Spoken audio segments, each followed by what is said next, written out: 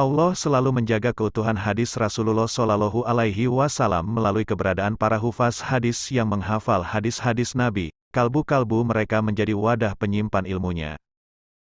Usaha yang mereka lakukan tidaklah mudah, membutuhkan ketelitian, ketekunan, kecerdasan, dan daya ingat yang kuat. Kesibukan mereka untuk menepis dusta atas nama Nabi melalui penyeleksian antara hadis yang sahih dan hadis yang bermasalah, lemah, palsu, dan lain-lain.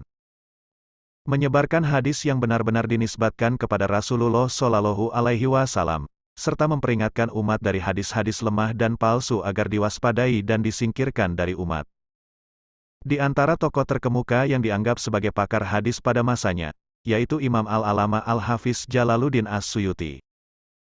Ulama ini, pada zamannya, dikenal sebagai seorang yang alim dalam bidang hadis dan cabang-cabangnya, baik yang berkaitan dengan ilmu rijal, sanad, matan, maupun kemampuan dalam mengambil istimbat hukum dari hadis.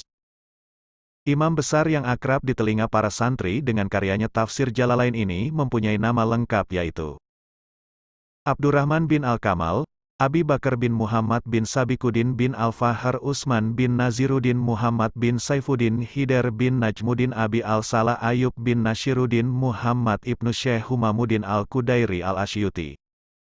Nenek moyangnya, Humamuddin, termasuk pengikut ahli hakikat dan juga salah satu guru Thariqah Sufiyah.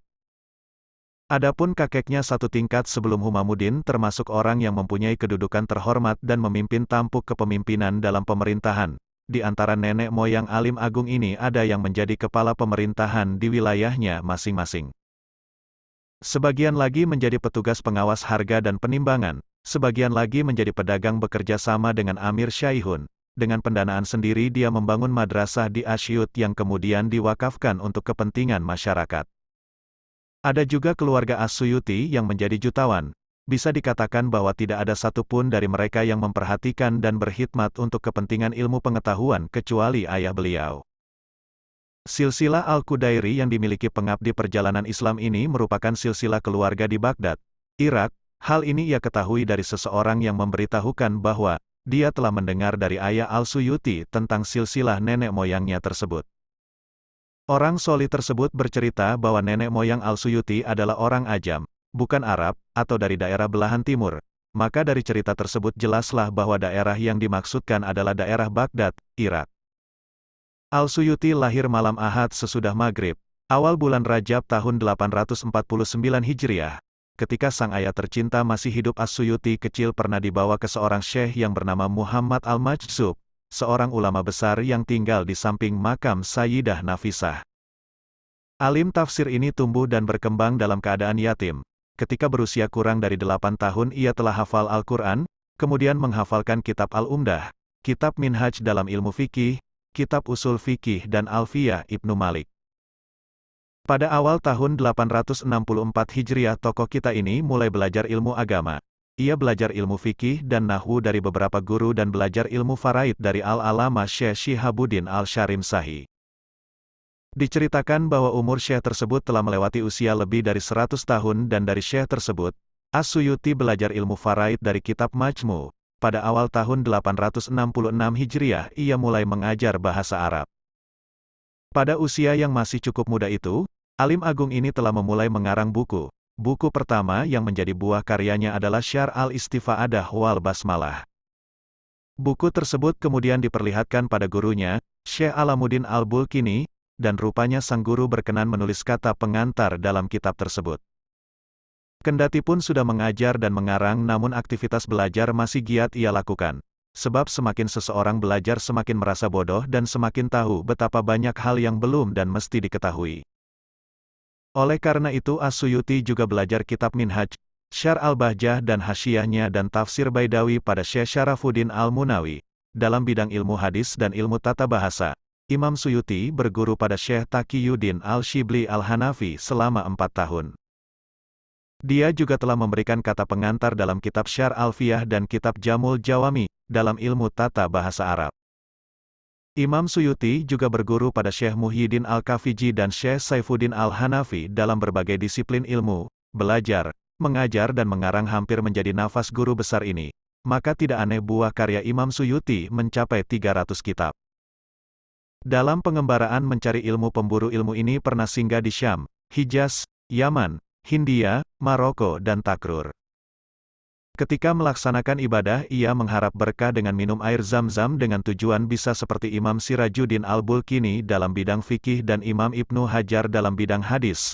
Berkat pertolongan Allah, guru kita ini bisa menguasai berbagai disiplin ilmu pengetahuan. Dalam penguasaan ilmu, Imam nan bijaksana ini mengelompokkan dalam beberapa kelompok. Kelompok pertama adalah kelompok ilmu-ilmu yang paling ia kuasai. Kemudian kedua ilmu-ilmu yang ia kuasai namun kadarnya di bawah kelompok yang pertama, demikian seterusnya.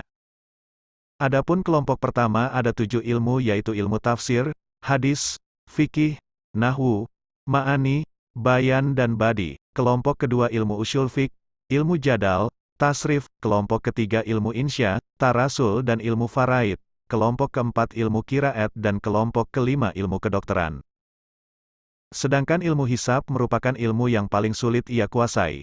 Demikian sulitnya ilmu tersebut diibaratkan seperti memikul gunung. Namun demikian, ini tidak mengurangi kapasitas keilmuan Imam Agung ini karena begitu banyaknya ilmu, selain ilmu hisab, yang ia kuasai. Maka adalah sangat layak, dengan pertolongan Allah Subhanahu wa Ta'ala, alim besar dari mazhab Syafi'i ini, mampu melakukan ijtihad karena ia memang telah memiliki perangkat dalam berijtihad. Imam Suyuti telah menghabiskan umurnya untuk mengajar, memberikan fatwa dan mengarang. Akan tetapi menjelang usia tuanya, kontributor besar ilmu keislaman ini meninggalkan tugas mengajar dan berfatwa, kemudian beruzlah dari keramaian dunia untuk beribadah dan mengarang saja. Syekh Syuaib Hatib Masjid Al-Azhar bercerita, ketika Imam Suyuti sedang sakit yang menyebabkan kemangkatannya, dia datang menjenguk Imam Mujtahid ini. Ia mencium kakinya, lalu meminta supaya Imam Suyuti berkenan mengampuni dosa kesalahan orang-orang ahli fikih yang pernah menyakitinya. Dengan tenang Imam Suyuti menjawab, "Wahai saudaraku, sebetulnya aku telah mengampuni mereka ketika pertama kali mereka menyakitiku. Aku menampakkan kemarahanku pada mereka, lalu aku menulis sanggahan untuk mereka.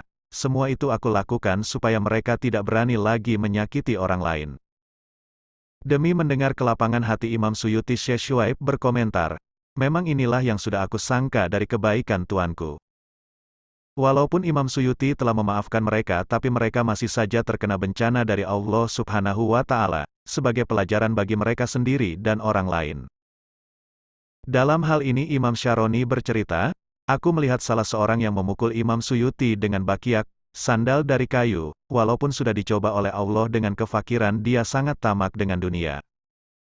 Setiap kali dia melihat orang yang membawa ayam, gula, madu, atau beras persis seperti orang gila, dia selalu mengatakan, 'Juallah barang ini padaku.' Setelah dia mengambil barang tadi, seperti merampas, dia pergi bersembunyi dan tidak mau membayarnya. Setiap ditagih selalu saja ia mencari-cari alasan untuk mengulur-ulur, sehingga yang punya barang bosan untuk menagihnya, maka si tamak ini akan memikul tanggungan yang jauh lebih besar dan berat kelak di hari kiamat. Dan ketika orang yang menyakiti imam kita ini meninggal, tidak ada seorang pun yang mengiringinya."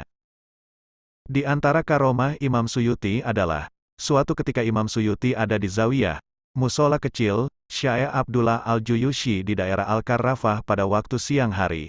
Sang alim nan sufi berkata pada pembantunya, "Aku ingin sholat asar di Masjidi Al-Haram, tapi dengan syarat kamu harus menyimpan rahasia ini sampai aku meninggal." Pembantunya itu pun menyanggupi.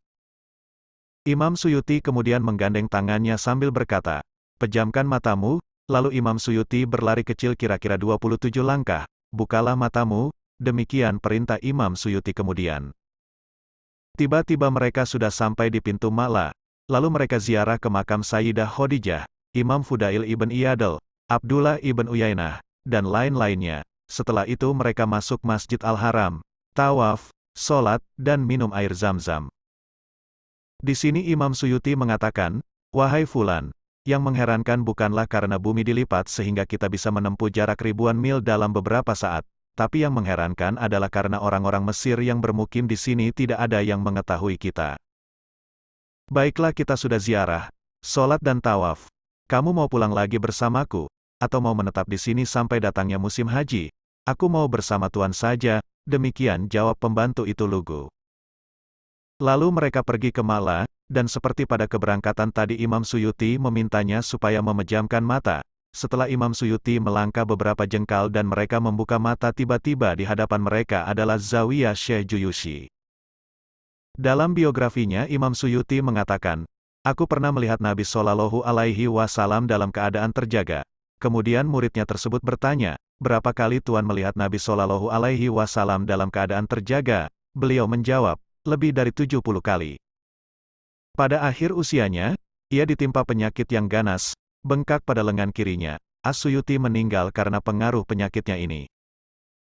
Beliau menutup usianya pada malam Jumat, 19 Jumadil Awal 911 Hijriah, di kediamannya di Raudah, dekat dengan Sungai Nil, dalam usia 61 tahun dan 10 bulan. Pemakamannya dihadiri oleh banyak orang.